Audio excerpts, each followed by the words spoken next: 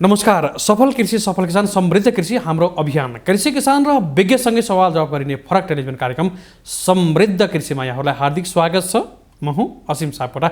कार्यक्रम समृद्ध कृषिमा हामीले कृषि क्षेत्र अन्तर्गतका विधाहरूलाई विषयहरूलाई उत्तिकै महत्त्व दिने गरेका छौँ। यहाँहरूका समस्या जिज्ञासा अन्यल त्यसै गरी यहाँहरूका गुनासाहरूलाई पनि सम्बन्धित विज्ञ र सम्बन्धित निकायबाट चाहिँ समाधान खोज्ने प्रयासमा हामी जुट्ने गर्दछौँ। आज पनि सोही अनुरूप नै यहाँहरूमाझ उपस्थित भएका छौँ। आज हामीले नेपालमा अलिकति फरक खालको काम गर्दै आएको एउटा कम्पनी जसले सामूहिकतामा फरक खालको काम गर्दैछ। सामूहिकतामा नेपालको आधुनिक कृषिलाई चाहिँ अवलम्बन गरेर अगाडि बढाएको आराबा नेपाल जुन लमजुङमा रहेको छ र लमजुङमा रहेको जुन आराबा नेपाल चाहिँ नेपालकै एउटा मोडल फार्मको रूपमा पनि अगाडि बढ्न खोजेको छ, बढिराखेको छ र जहाँ तालिम पनि प्रशस्तै हुने गर्दछ र नेपालमा कृषि गर्न चाहनेहरूको लागि एउटा नमुना फार्मको रूपमा पनि परिणत हुँदैछ आराबा नेपाल। र हामीले आराबा नेपालका अध्यक्ष हामीले यति बेला स्टुडियोमा पाएका छौँ, उहाँलाई निम्त्याएका छौँ। कृष्ण प्रसाद बजगाई आराबा नेपाल मोडर्न एग्रिकल्चर कम्पनीका अध्यक्ष हुनुहुन्छ, जुन कम्पनी इजरायलबाट अनुभव गरेर इजरायलको पढाइ सकेर चाहिँ इजरायलमा काम गरेका व्यक्तिहरूको अनुभव पनि हो। सँगसँगै चाहिँ उहाँहरूले चाहिँ इजरायलको प्रविधिलाई नेपालमा अवलम्बन गर्नुपर्छ, गर्दै हुनुहुन्छ।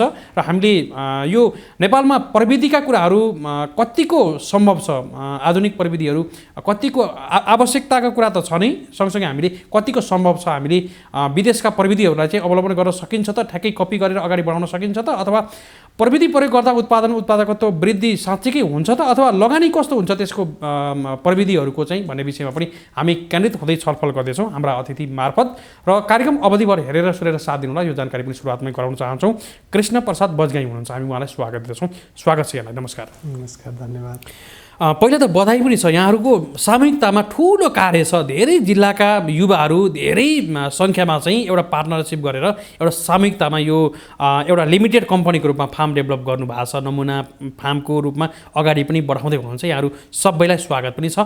अनि के गर्दै हुनुहुन्छ अहिले? हामी जसरी 4 वर्षदेखि निरन्तर रूपमा आफ्नो एकीकृत कृषि फार्म निर्माणकै अभियानमा छौँ र अहिलेसम्म हामीले हाम्रो चाहिँ थिमेटिक एरियाहरूमध्येको चाहिँ अहिलेसम्म इन्टिग्रेटेड फार्म डेभलपमेन्टको काम पनि सँगसँगै अगाडि बढिरहेको छ र सँगसँगै हामीले भनिराखेको फार्मर्स फिल्ड स्कुल अर्थात् चाहिँ कृषि शिक्षालाई चाहिँ एउटा चाहिँ ग्रासरुटमा पुर्याउने अभियान अन्तर्गत चाहिँ हामीले त्यो तालिमको कार्यक्रमलाई पनि अगाडि लैराखेका छौँ। यो बिचको 2 वर्ष चाहिँ केही हदसम्म हाम्रो गतिलाई लकडाउनले पनि अलिकति इफेक्ट पारेको छ र अहिले हामी निरन्तर रूपमा चाहिँ हाम्रो काम कृषि कर्ममै लागिराखेका छौँ र अहिलेसम्म हामीले गाईको पूर्ण रूपमा स्ट्रक्चरहरू भ्याइसकेका छौँ र 102 वटा गाई को पूर्ण रूपमा हामी सञ्चालनका लागि अगाडि बढिराखेका छौँ। त्यो सँगसँगै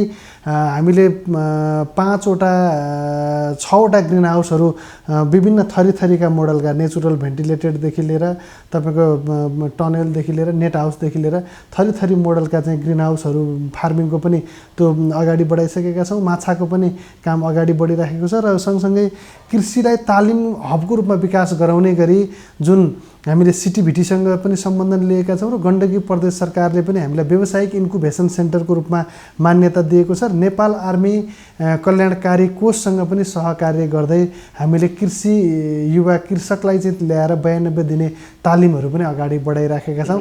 यही गतिविधिहरूमा दैनिकी चाहिँ बितिराखेको छ। हुन त अलिकति फरक खालको काम त होइन, तर धेरै जिल्लाका व्यक्तिहरू जो इजरायलमा काम गर्नुभयो सँगसँगै गर्नुभयो र अहिले फर्के पछाडि एउटै फार्म एउटै कम्पनीमा जोडिनु भएको छ र हुन त अन्य सेक्टरका व्यक्तिहरू पनि यहाँ लाग्नु भएको छ। यो खालको काम आफैमा चुनौतीपूर्ण पनि हो नि है? बिल्कुलै। तपाईँको नेपालमा एक त चाहिँ सबैले हेर्ने दृष्टिकोण चाहिँ यहाँ सामूहिक व्यवसाय सम्भवै छैन, त्यो खालको एउटा बिजनेस कल्चर छैन भनिराख्दा त्यो पनि एउटा भर्खर चाहिँ नि 30-35 वर्षभन्दा मुनि उमेरका तन्नेरीहरू यति ठुलो सङ्ख्यामा मिल्ने र सँगसँगै फेरि हामी तन्नेरीहरू मात्रै छैनौँ, 80-90% तन्नेरीहरू छौँ भने अरू चाहिँ हाम्रा ज्येष्ठ अभिभावकहरू जस्तो कि केही कलाकार, केही चाहिँ नि बुद्धिजीवी सर्कलका व्यक्तित्वहरू, केही नेपालमा पेसा व्यवसाय गरेर चाहिँ सफल भएका केही उद्यमीहरू सहित जोडिएर हामी गइराखेका छौँ। त्यो कारणले गर्दा सबैको यो मनलाई चाहिँ मिलाएर अगाडि बढ्ने कुरा त्यतिकै चाहिँ आलो काँचो सिस्टमबाट त सम्भव छैन। हामीले त्यसलाई बाँध्ने कुरा चाहिँ हाम्रा नीतिहरू, हाम्रा विधानहरू, हाम्रा नीति नियमहरूलाई त्यसै गरी बनाएका छौँ। हाम्रो चाहिँ आर्थिक नीति, हाम्रो चाहिँ कर्मचारी काम कर्तव्य सेवा सुविधा सम्बन्धी विनियमावलीहरूले हामीलाई गाइड गर्दै त्यसरी अघि बढ्दै गइराखेका छौँ। सफल त बन्दैछ नि फार्म है। फार्मको अहिले स्ट्रक्चर चाहिँ कस्तो देख्न पाइन्छ? होइन चाहिँ फार्मको चाहिँ अहिले हामीले लगभग प्लानिङ गरेको 60% हाराहारीमा हामीले काम कम्प्लिट गरिसकेका छौँ र हामी अलिकति चाहिँ यो लकडाउन सँगसँगै हाम्रो पुँजी र चाहिँ फार्मको प्रगतिमा चाहिँ के कुराहरूले चाहिँ इफेक्ट पारेको छ, ताकि त्यसले गर्दा चाहिँ हामीले जुन पुँजीको अनुपातमा फार्मको कार्य प्रगति देखाउन सकेका छैनौँ। जस्तो कि टोटल 35 करोडको योजना बोकेर अगाडि बढ्यौँ हामी, 17-18 करोडको हाराहारीमा अहिले लगानी गऱ्यौँ र अझै पुँजी पनि फर्मेसन गर्दै त्यसलाई चाहिँ अगाडि बढाउँदै गइराखेका छौँ। सामूहिकतामा ठुलो लगानी पनि गर्नुभएको छ है। एकदमै व्यवस्थापन त निकै महत्त्वपूर्ण कुरा पनि हो। अहिले व्यवस्थापन चाहिँ कसरी गर्नुभएको छ र त्यहाँबाट अहिले के उत्पादन भइरहेको छ? हामीसँग विभिन्न थरीका तरकारीहरू उत्पादन भइराखेको छ, हामीसँग अन्डा उत्पादन भइराखेको छ र अन्डा सँगसँगै दुध उत्पादन भइराखेको छ। र हामीले चाहिँ एउटा नारा भन्ने कि एउटा चाहिँ के कुरा अङ्गीकार गरेका छौँ भने गोठदेखिबाट ओठसम्म पुर्याउने एउटै च्यानल हुनुपर्छ भन्ने हिसाबले हामीले चाहिँ त्यो कुरालाई आफ्नै सूत्रमा अर्थात् आफ्नै बजारीकरणको चाहिँ मोडल अपनाएका छौँ, ताकि हाम्रो अन्डा उत्पादन हुन्छ, हाम्रो तरकारी उत्पादन हुन्छ, हाम्रो दुध उत्पादन हुन्छ।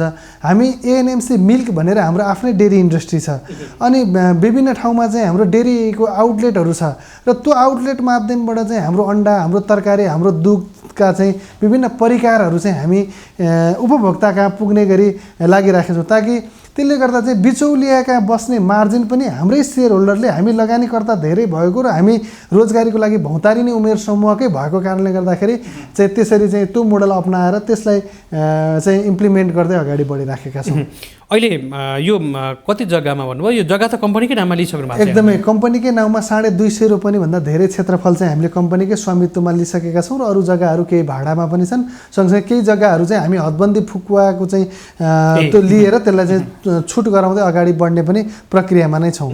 अलिकति यो योजना बनाउनु आफैमा पहिलो सफलता हो। योजनासँगै सुरुवात गर्नु दोस्रो र सुरुवात पछाडि त्यसलाई निरन्तर रूपमा काम गर्नु तेस्रो है। निरन्तर रूपमा काम गर्नु भएको छ। यस बिचमा पनि अलिकति सामूहिकतामा काम गर्दा विभिन्न चुनौतीहरू आए होलान् र नेपालको सन्दर्भमा यो पब्लिक लिमिटेड खालको फार्म चाहिँ आफैमा पनि चुनौतीपूर्ण थियो होला, यद्यपि सफल बनाउनु भएको छ है।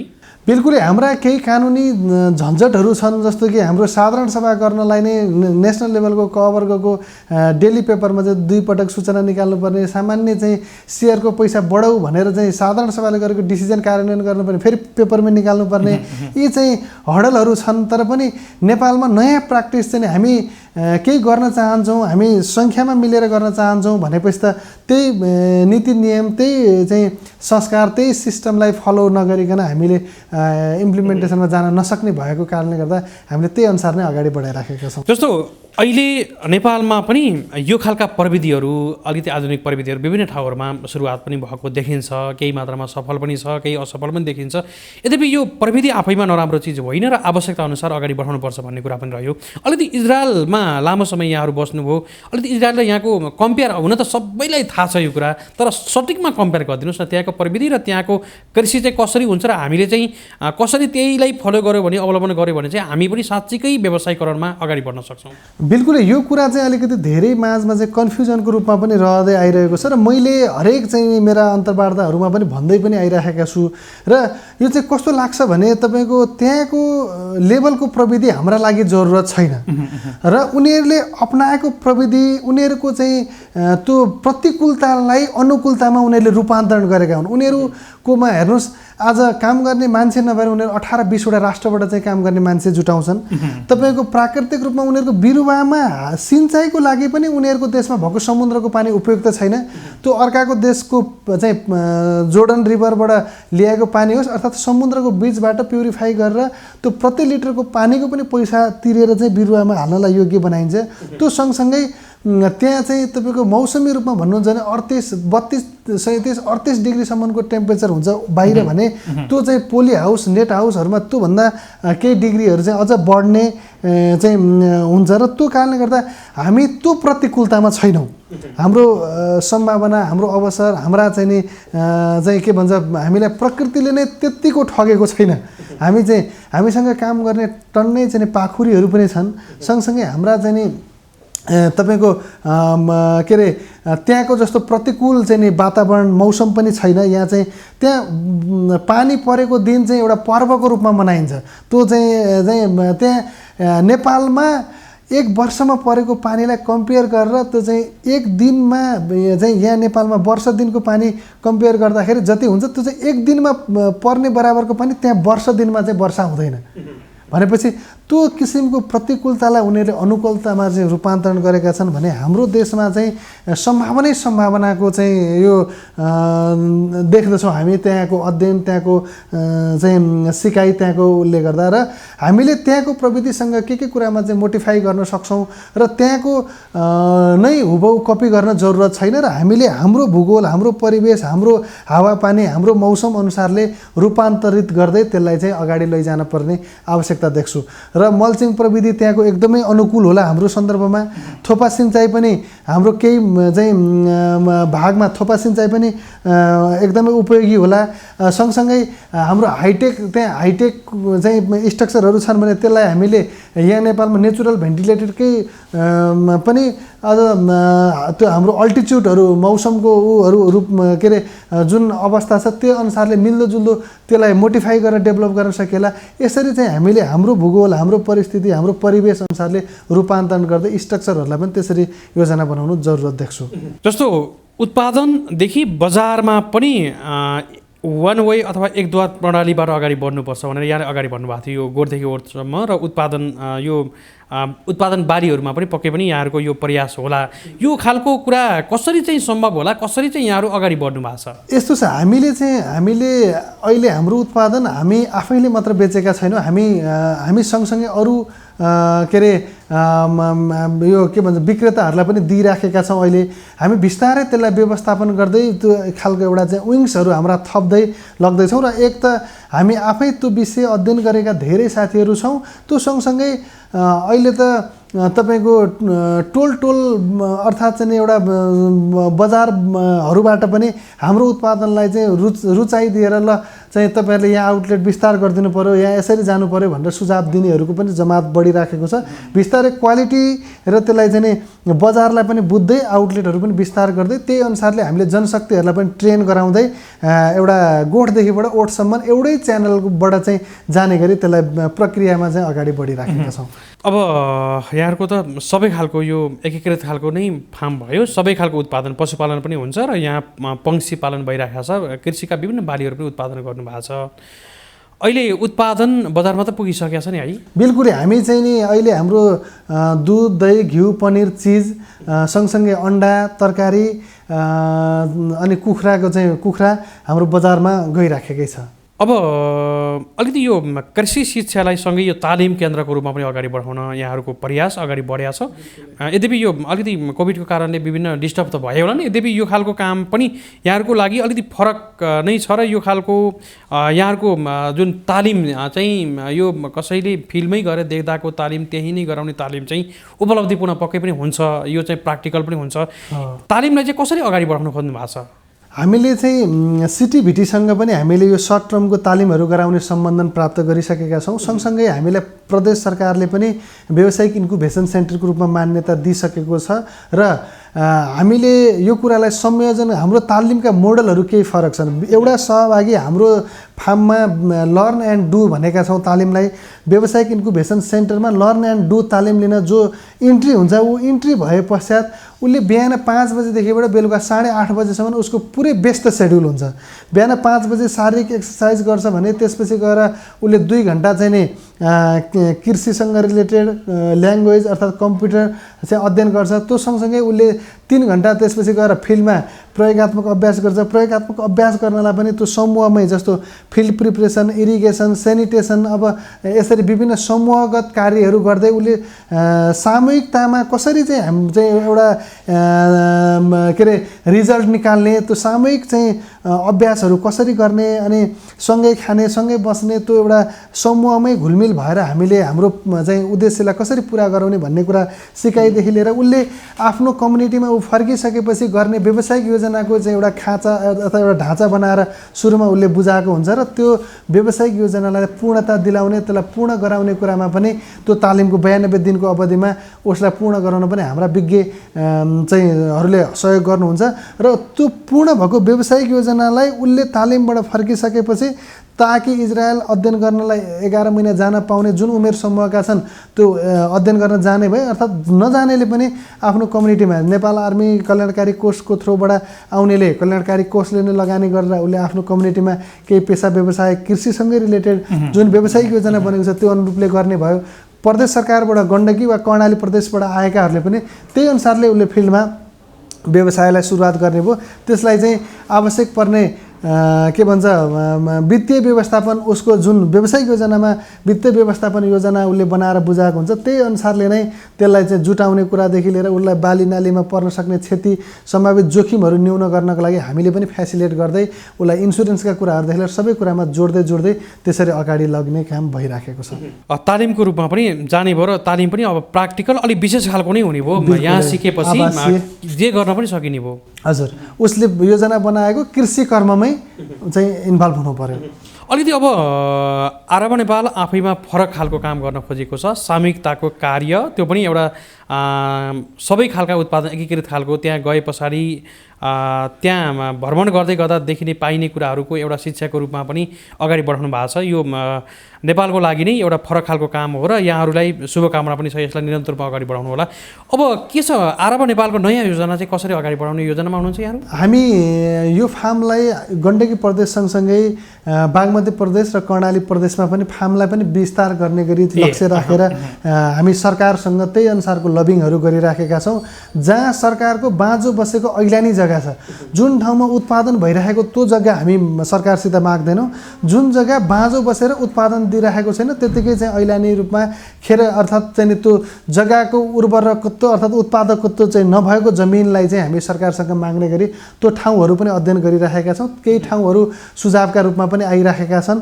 हामी त्यो 2टा ठाउँलाई त्यसरी अगाडि बढाउने चाहिँ योजनाका साथ लागिराखेका छौँ। त्यो खालको काम अगाडि बढाउनु भएको छ। यो सामूहिकताको कार्य चाहिँ कस्तो रहेछ नि? खासमा सामूहिकतामा काम गर्दै गर्दा कतिको सजिलो छ, कतिको आनन्द छ र यहाँहरूलाई कस्तो अनुभव भइरहेको छ? बिल्कुल, यो चाहिँ नीति नियम एउटा चाहिँ नि आचार संहिता अर्थात् चाहिँ नि पोलिसीहरूले बाँध्यो भनेदेखि यो सजिलो छ। अब चाहिँ के अरे हाम्रो खालको चाहिँ यो व्यावसायिक एउटा कल्चर भनौँ कि व्यावसायिक संस्कार नभएको ठाउँमा यसलाई व्यवस्थित गर्ने कुरा त अलिकति सुरुका दिनहरू त कष्ट हुने नै भयो। तर हामी त्यो नीति नियम हाम्रा विनियमहरूबाट हाम्रा चाहिँ एउटा के भन्छ सबै कुराले बाँधिसकेपछि हामीले त त्यही कुराले गाइड गरे अनुसार हामी चल्ने एउटा पात्रहरू मात्रै भएको हुनाले गर्दा त्यसले सहजता नै बन्छ।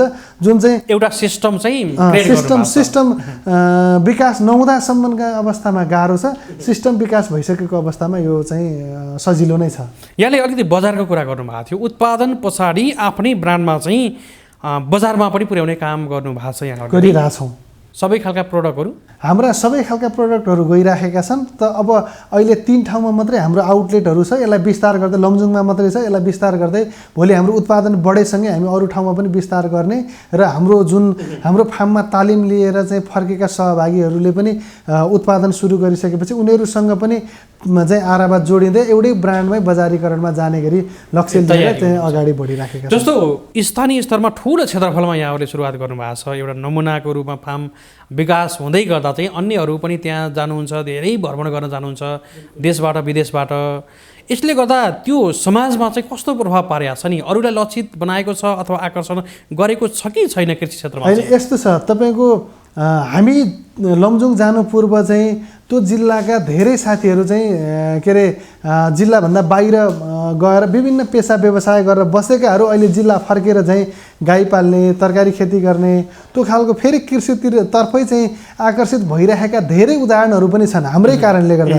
जस्तो चाहिँ यो तपाईँको लमजुङकै बेसी सहर नगरपालिका, सुन्दरबजार नगरपालिका, अन्य नगरपालिकाहरूमा पनि त्यो खालको चाहिँ एउटा ट्रेनको हामी गएसँगै त्यो खालको विकास भएको छ र ती कृषकहरूले हामीलाई आफूले उत्पादन गरेको दुध हाम्रो एएनएफसी मिल्क डेरी उद्योगलाई चाहिँ नि दिने, त्यसरी चाहिँ हामी कृषकहरूसँग पनि जोडिएर गइरहेका छौँ। र हामी जानुभन्दा पहिला उनीहरूले चाहिँ गोरुले जोतेर चाहिँ एउटा चाहिँ खेती गर्ने परम्परा थियो भने अहिले हामी गइसके पश्चात हाम्रै आसपासका ठाउँहरूमा पनि ट्र्याक्टर लगाउने, गरा सुधार गर्ने, चक्लाबन्दी कार्यक्रमहरू चाहिँ नगरपालिकालाई पहल गरेर उनीहरूले चाहिँ गरा चाहिँ बनाएर त्यहाँ चाहिँ प्रविधिहरूको प्रयोग गर्ने, जुन धान खेती नै गरे तापनि जुन गोरु जोत्ने परम्पराबाट थोरै चाहिँ उहाँहरू चेन्ज हुँदै आइराख्नु भएको छ। र केहीले बाँसको टनेलहरू बनाउने, त्यसमा चाहिँ बिउहरू हामीसँग चाहिँ मगाउने, त्यसरी चाहिँ उहाँहरूले टनेलमा खेती गरेर चाहिँ एउटा रोजगारी पनि वृद्धि गरेको छ, उत्पादन पनि वृद्धि भएको छ। सँगसँगै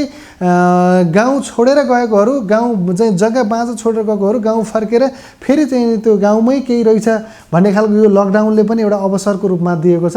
र यो चाहिँ एकदमै सदुपयोग भइरहेको पाउँदाखेरि हामीलाई पनि गर्व गर्न चाहिँ मन लाग्ने अवस्था आउने भएको छ। केही एकदमै नमुना उदाहरणहरू छन्। समाजलाई जो पोजिटिभ सन्देश पनि दिइराखेको छ फार्मले चाहिँ, यहाँहरूको कामले पनि। अब जस्तो धेरै युवाहरू चाहिँ वैदेशिक रोजगारमा जाने अवस्था र हुन त पछिल्लो समयमा अलिकति कृषिमा आकर्षण भएको अवस्था पनि छ। यद्यपि अझै पनि राज्यमा चाहिँ राज्यले अभिभावकत्व गर्न सकेन अथवा कृषिमा चाहिँ युवाहरूलाई आकर्षण गर्न सकेन भन्ने खालका कुराहरू पनि आउँछन्। यद्यपि एउटा ठुलो युवाहरूको जमातलाई चाहिँ केन्द्रित बनाएर एकत्रित गराएर चाहिँ काम अगाडि बढाउनु भएको छ। अन्य अन्य ठाउँहरूमा यसरी नै फार्महरू, मोडल फार्महरू खुल्दै गयो भने त धेरैले रोजगार पाउन सक्ने सम्भावना देखिन्छ है। बिल्कुलै त्यो अनुसारले हामीलाई विभिन्न ठाउँहरूबाट जस्तो दक्षिण कोरियाबाटै, त्यो सँगसँगै जापानबाट, अन्य चाहिँ विकसित मुलुकमा गएका नेपाली दाजुभाइहरूले पनि विभिन्न चाहिँ के भन्छ मोडलमा चाहिँ ग्रुपहरू यसरी चाहिँ अगाडि बढाइराख्नु भएको छ। र उहाँहरू पनि हाम्रो निरन्तर सम्पर्कमा हुने, योजना बनाउँदादेखि नै हामीलाई सहयोग गर्नु पर्यो भन्ने त्यो खालको चाहिँ धेरैवटा ग्रुपहरू चाहिँ ले सम्पर्क गरिरहँदाखेरि एकदमै धेरै चाहिँ खुसी लाग्दो रहेछ। भनेपछि जस्तो अहिले कतिजना हुनुहुन्छ भन्नुभयो? हामी 100 के अरे हामी सञ्चालकको रूपमा त 9 जना छौँ भने हामी 138 जना साथीहरू छौँ 42 जिल्लाको। जस्तो अरू पनि जोडिन पाउने आधार हुन्छ यसमा? होइन, यस्तो छ, जोडिने कुराहरूमा चाहिँ जोडिन चाहँदाखेरि हामीले उहाँको विज्ञता, उहाँको अनुभव, कृषि क्षेत्रसँगको चाहिँ क्षेत्रमा उहाँले दिन सक्ने योगदानलाई आधार मानेर हामी त्यसरी जोड्दै पनि अगाडि बढिरहेका छौँ। जो चाहिँ यसलाई बिजनेसकै रूपमा बुझेर एउटा चाहिँ के अरे सेयर बजारमा लगानी गरेर जसरी लगानीको रूपमा चाहिँ गर्छु भनेर आउनुहुन्छ, उहाँलाई चाहिँ हामीले लिइराखेका छैनौँ भने जो चाहिँ म केही कन्ट्रिब्युट गर्न सक्छु, मसित पनि कृषिका केही नलेजहरू छन्, मेरा आयामहरू पनि कम्पनीमा सामयिक गराएर यो धेरैलाई बेनिफिट दिन सक्ने कुरामा मैले पनि केही योगदान गर्न सक्छु भन्ने साथीहरू, कृषि क्षेत्रको अनुभव सँगालेका व्यक्तित्वहरू जो चाहिँ एउटा क्षेत्रमा अनुभव भएका व्यक्तित्वहरूलाई त्यसरी जोड्ने काम चाहिँ गरिराखेकै छौँ। एउटा नेपालमा जस्तो बढ्दो पर्ने पर्दा एउटा उत्पादन नै समस्या छ। पहिला चाहिँ हामीले धेरै कृषि उपजहरू चाहिँ आयात गरेको थियो, त्यो यथार्थ छ। यद्यपि कहिलेकाहीँ नेपाली बजारमा किसानहरूको चिजहरू बिक्री भएन, बजार भएन अथवा लागत अनुसारको मूल्य नै पाएन भन्ने खालका इस्युजहरू चाहिँ बेला बेला आउने गर्छन्। यो बजारको सम्बन्ध र उत्पादनको सम्बन्ध चाहिँ मिल्नु चाहिँ आवश्यक छ। यहाँहरूले कसरी मिलाउनु भएको छ र यो कसरी मिल्नुपर्छ र बजारमा चाहिँ ब्रान्डिङ गरेर जाँदा चाहिँ के फाइदा हुन्छ यो पनि बताइदिनुहोस्। होइन, यस्तो छ, यो कुरामा चाहिँ हाम्रो एउटा उत्पादन गर्ने के भन्छ र उपभोग गर्ने, हामीले उत्पादन गर्नेले चाहिँ उपभोग गर्नेले कस्तो चिज मन पराउँछ भन्ने कुरा बुझ्नु चाहिँ जरुरत छ। जस्तो कि हामीले उत्पादन गरेको चाहिँ गोलमोटलमा बजार लगिरहेका छौँ ताकि 2 रुपियाँ बढी तिरेर ऊ मिडियम खालको मन पराउँछ कि लार्ज खालको मन पराउँछ कि अर्थात् चाहिँ नि उसको आर्थिक अर्थात् आय स्तर त्यही खालको छ भने तपाईँको ग्रेडिङ गरेर छानिएका छनौटेहरू मन पराउँछ। हामीले उपभोक्ता चाहिँ लाई मध्यनजर गरेर हाम्रो उत्पादन दिन सकिरहेका छैनौँ। त्यो कारणले गर्दाखेरि चाहिँ बजार नपाउने यी समस्याहरू आइरहेका छन्। र अर्को कुरा चाहिँ हामी बजारको चाहिँ जुन माग कुन समयमा के चिजको माग हुन्छ भन्ने कुरालाई एउटा क्याल्कुलेसन नगरिकन हचुवाको भरमा उत्पादन गरिरहेका छौँ। जुन जुन जुन चाहिँ नेचुरल्ली हुने टाइममा चाहिँ हामीले त्यो उत्पादन ग्रिन हाउसहरूमा उत्पादन गर्दाखेरि जुन लागत उठ्दैन, त्यो सँगसँगै चाहिँ एउटा कृषकले नेचुरल्ली नै त्यो फलाइराखेको चिज चाहिँ हामीले त्यो 28-30 लाखको भित्र खर्चेको स्ट्रक्चरभित्र उत्पादन गर्दै गर्दा त्यो पनि उच्च प्रविधिहरू प्रयोग गरेर उत्पादन गर्दै गर्दा त्यो लागत नउठ्ने त्यो समस्या हुन्छ। हामीले चाहिँ कुन टाइममा के उत्पादन गर्ने त्यो चाहिँ एउटा क्रप क्यालेन्डर नै बनाएर त्यही अनुसारले चाहिँ बजारको मागसहित सबै कुरालाई समेटेर त्यो अनुसारले प्लानिङ वेमा गर्न सक्यौँ र ग्रेडिङ गरेर प्याकेजिङ गरेर त्यही अनुसारले मार्केटिङ गर्न सक्यौँ भने मात्रै हाम्रो उत्पादन चाहिँ कुनै दिन पनि बजारमा नबिक्ने खालको समस्या हुन्न। र सँगसँगै हामीले अलिकति व्यवस्थापन गर्नुपर्ने चाहिँ बिचौलिया जुन हामी भनिराखेका छौँ, जुन त्यो एउटा मार्जिन त्यो ग्याप चाहिँ यस्तो अनिश्चित छ कि तपाईँको 10 रुपियाँमा किनेको चिज चाहिँ 30 रुपियाँमा चाहिँ उपभोक्ता कहाँ पुग्ने, त्यो उत्पादकले 10 रुपियाँ पाउने, उत्पादन गर्नेले उपभोग गर्नेले 30 रुपियाँ तिर्नुपर्ने त्यो खालको छ। त्यो बिचको मार्जिन चाहिँ हामीले एउटा सरकारले दायराभित्र ल्याउने र त्यसलाई निश्चित गर्न सकेको खण्डमा यो कुराहरू व्यवस्थापन हुँदै जान्छ भन्ने लाग्छ। हामी अन्तिम खण्डमा आइसकेका छौँ। अब जस्तो अलिकति यो युवा केन्द्रित कार्यक्रम राज्यबाट जुन कार्यक्रम आए पनि विभिन्न बजेटहरूले समेट्न सकेका छैनन्, अथवा चाहिँ यो कृषि कर्जाकै कुरा छन्, अन्य कुराहरू पनि छन्। अलिकति यो राज्यका जुन योजनाहरू नयाँ भए पनि युवामुखी भएन अथवा कृषक मैत्री भएन भन्ने खालका गुनासोहरू पनि आउँछन्। यहाँहरू एउटा कृषिमै काम गर्दै गरेको अनुभव सार्दै गर्दा चाहिँ राज्यका अहिलेका नीतिहरू चाहिँ कृषक मैत्री छन् त? बिल्कुलै। अब तपाईँको मैले चाहिँ पटक भनेको कुरा पनि के छ भन्नु होला भने, जबसम्म कृषि उत्पादन देशमा चाहिँ हामी कृषिमा आत्मनिर्भर मात्रै नभए हामी कृषि उत्पादन निर्यात गर्न सक्ने अवस्थामा पुग्दैनौँ, हामीले जे भनेका औद्योगिक क्रान्ति अथवा औद्योगिक विकास अर्थात् चाहिँ नि हामी उद्योग लगाउने भने पनि त्यो लाग्दैनन्। र हाम्रो जुन दिन हामीसँग उखु व्यापक खेती भएर उखु उत्पादन भयो, चिनी मिलहरू त्यतिकै आकर्षित हुन्छन्, त्यतिकै चाहिँ खुल्न जान्छन्। जुन दिन हामी चाहिँ व्यापक रूपमा चाहिँ टमाटर उत्पादन गऱ्यौँ अनि त्यो दिन चाहिँ टमाटरको बाई प्रडक्टहरू के बन्छन्, सँगसँगै टमाटर टिप्ने क्रेट, बक्स, प्याकिङ गर्ने चाहिँ प्लास्टिक, त्यसपछि चाहिँ अन्य चिजहरूको चाहिँ उद्योगहरू लाग्छ। भोलि मलकै कारखाना लाग्ने कुरामा पनि अनि उद्योग लगाउनेहरू पनि आकर्षित हुन्छन्। जबकि नेपालमा उद्योग लगाएर हरेक त्यसमा चाहिने र मेटेरियलदेखि लिएर हरेक चिज, केमिकलदेखि लिएर सबै चिज चाहिँ बाहिरबाट ल्याउनुपर्छ भने यहाँ उद्योग लाउने किन? त्यो भएको कारणले गर्दा जबसम्म कृषि उत्पादन हामी व्यापक कृषि उत्पादन चाहिँ बनाउँदैनौँ तबसम्म उद्योग धन्दा पनि यहाँ विकास हुँदैन, रोजगारी पनि सिर्जना हुँदैन। त्यो कारणले गर्दा रोजगारी सिर्जना गर्ने भन्यता पनि कृषि औद्योगिक क्रान्ति गर्ने भने अथवा औद्योगिक विकास गर्ने जे भन्यता पनि हामीले कृषि उत्पादन चाहिँ व्यापक बनाउने खालको नीतिहरू बनाउन सक्यौँ र त्यसमा युवालाई अझ टिकाउन सक्यौँ र युवालाई चाहिँ एउटा संरक्षकको त्यो राज्यले दिन सक्यो भने मात्रै अनि त्यसपछि हामीले चाहिँ औद्योगिक विकासको जग बसाउन सक्छौँ र रोजगारी यहाँ व्यापक सिर्जना हुन सक्छ भन्ने लाग्छ। र त्यसपछि मात्रै हामीले चाहिँ हाम्रा उत्पादनहरू बाई प्रडक्ट बनाएर बाहिर निर्यात गर्न सक्ने अवस्थामा पुग्छौँ र त्यसले चाहिँ हाम्रो देश समृद्ध बनला। आज रेमिट्यान्सले थेगेको देश चाहिँ हाम्रो उत्पादनले नै हामी चाहिँ हाम्रो उत्पादन हाम्रै पुस्ताले खाने र हाम्रो उत्पादन चाहिँ बाहिर बिकेर चाहिँ रेमिट्यान्स भित्रिने अवस्थामा पुग्न सक्छौँ र यहाँ रोजगारी सिर्जना गराउन सक्छौँ भन्ने लाग्छ। हुन्छ, अन्तिम खण्डमा आइसकेका छौँ। अन्तिम खण्डमा सटिकमा के भन्न चाहनुहुन्छ सन्देशको रूपमा यहाँले?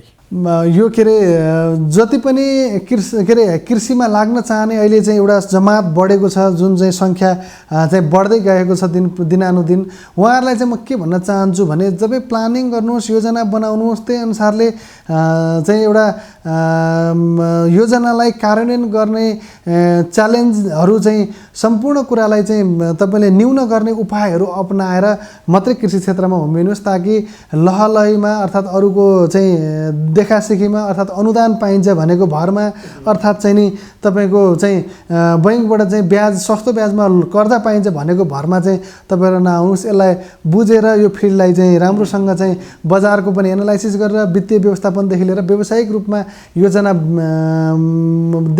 त्यसलाई पुरा गर्ने चरणहरूसम्म तपाईँ पूर्ण रूपमा चाहिँ प्रिपेयर भएर मात्रै यो फिल्डमा चाहिँ आउनुभयो भने मात्रै सफल हुन सकिन्छ।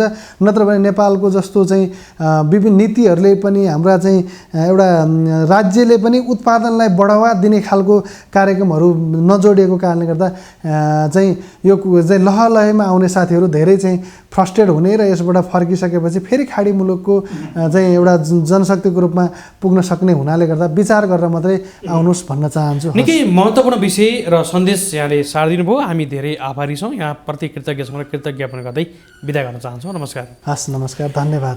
हजुर, हामीले यति बेला कृषिको सफल बन्ने अथवा सामूहिकतामा पनि हामी काम गर्न सकिन्छ। जहाँ जे हुन्छ त्यो चाहिँ हामीले सामूहिकतामा काम गर्नु पर्यो, अलिकति ठुलो भोल्युममा काम गर्नु पर्यो भन्ने खालको सन्देश आजको श्रृङ्खलामा खोज्दै थियौँ। र आजको अतिथिको रूपमा रहनुभएका कृष्ण प्रसाद बजगाईज्यूलाई विशेष आभार पनि भन्न चाहन्छौँ। उहाँ चाहिँ आराबा Nepal modern agriculture company limited, जुन ठुलो कम्पनीको रूपमा धेरैबाट अथवा धेरै सञ्चालक समिति भएर चाहिँ सुरुवात गरिएको एउटा पब्लिक कम्पनीको रूपमा कृषि फार्मको रूपमा अगाडि बढेको छ। यसका अध्यक्ष समेत हुनुहुन्थ्यो। हामी उहाँसँग यिनै विषयमा रहेर सवाल गर्दैथ्यौँ। आजको श्रृङ्खलाको समय यति नै। कार्यक्रम उत्पादनमा सहयोग गर्ने कार्यक्रम उत्पादक युनिटसहित असीम सापकोटा पनि यहाँको माझबाट बिदा हुने अनुमति माग्छु। तपाईँ भने हेर्दै गर्नुहोला प्रभु टिभी एचडी। नमस्कार।